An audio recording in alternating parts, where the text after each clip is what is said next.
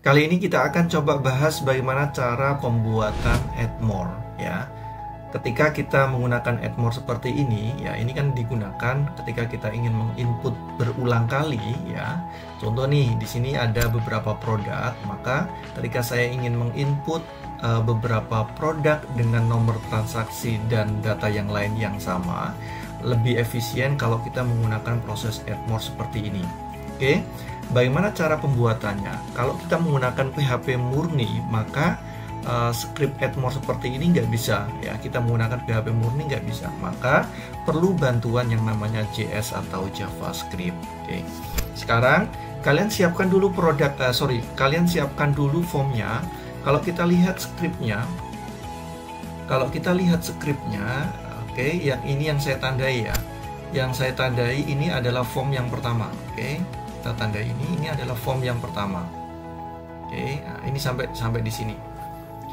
Oke, kalau sudah sekarang ya, kita bungkus dengan penggunaan class yaitu after add more. Untuk penulisan classnya ini terserah ya, karena nanti ini kita panggil di JS-nya.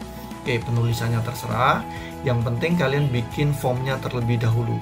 Kemudian di bagian akhir ya, karena di sini kan ada tombol nih, ada tombol add. Maka di sini ya, kita bikin sebuah button. Kalian kasih namanya apa terserah ya, atau add atau apa tipenya button. Kemudian yang paling penting di sini class-nya. Class-nya saya kasih atau saya tambahkan dengan class add more. Oke. Yang pertama kita bungkus dengan class after add more.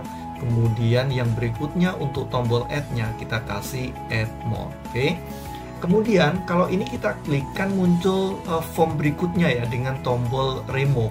Maka form yang sudah kita buat pertama itu kita paste. Jadi form yang kedua itu sama persis ya. Karena kan nggak mungkin kan ketika kita klik add kemudian formnya berbeda. Maka perlu form yang sama persis. Bedanya kalau yang tadi kita bungkus dengan after add more, yang kedua taruh aja di bawahnya. Kita bungkus dengan copy ya, kita bungkus dengan copy. Biar formnya yang kedua itu tidak kelihatan ketika kita jalankan pertama, maka kita perlu memberikan invisible. Invisible itu biar dia tidak kelihatan. Oke. Artinya nanti ketika kita klik add, baru kita munculkan form yang kedua ini. Nah, kalau kita lihat di sini kan ada tombol remove, maka kita coba bikin ya, kita kasih button, kemudian jangan lupa di class-nya ada kita kasih nama remove. Oke. Terus yang perlu saya jelaskan lagi ya, ketika ini kita bungkus dengan copy, kemudian biar tidak kelihatan kita kasih invisible, jangan lupa di sini saya kasih nama lagi ya, di kelas ini adalah control group ya, nanti saya jelaskan ya. Di sini saya kasih dengan control group, artinya ketika nanti di JS-nya saya jelaskan scriptnya. Artinya ketika nanti saya klik add atau kita klik add more, maka akan saya munculkan yang class-nya adalah class control group. Oke. Ini dari sisi tampilannya. Bagaimana dari sisi JavaScript-nya? Oke.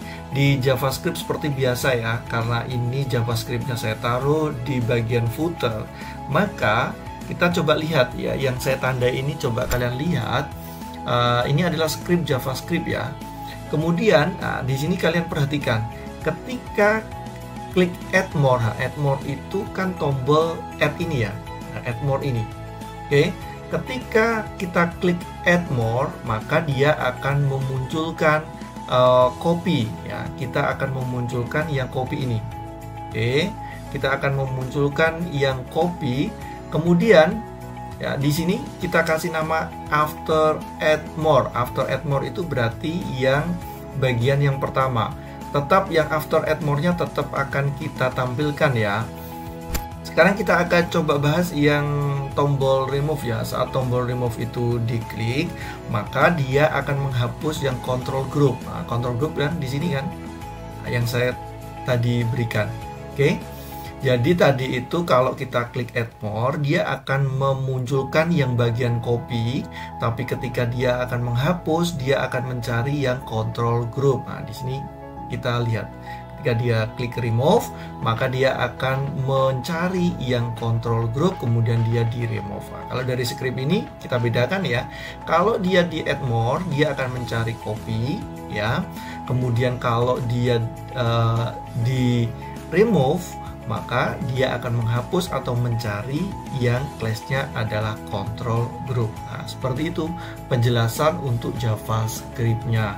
Jadi kalau kalian membuat formnya, usahakan yang lurus ya, antara form yang pertama dengan yang form yang kedua ini lurus ya.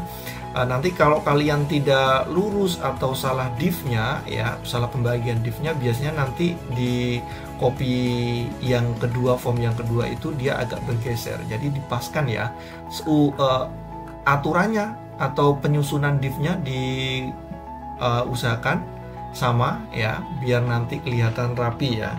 Kalau kita lihat ini kan rapi ini ya. Nah, ketika kita klik add more, kalau kita klik add, maka dia langsung berada di bawahnya. Nanti kalau kalian jalankan, ketika kalian jalankan pertama, kemudian kok form yang kedua ini sudah tampil ya, ini kan tadi sudah kita invisible ya. Kalau kalian jalankan kok tampil, berarti masalahnya di bagian ini, di bagian invisible.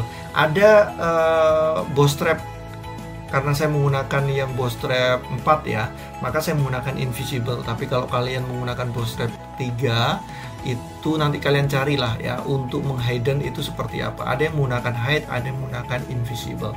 Nanti kalian cari, oke? Masalahnya seperti itu.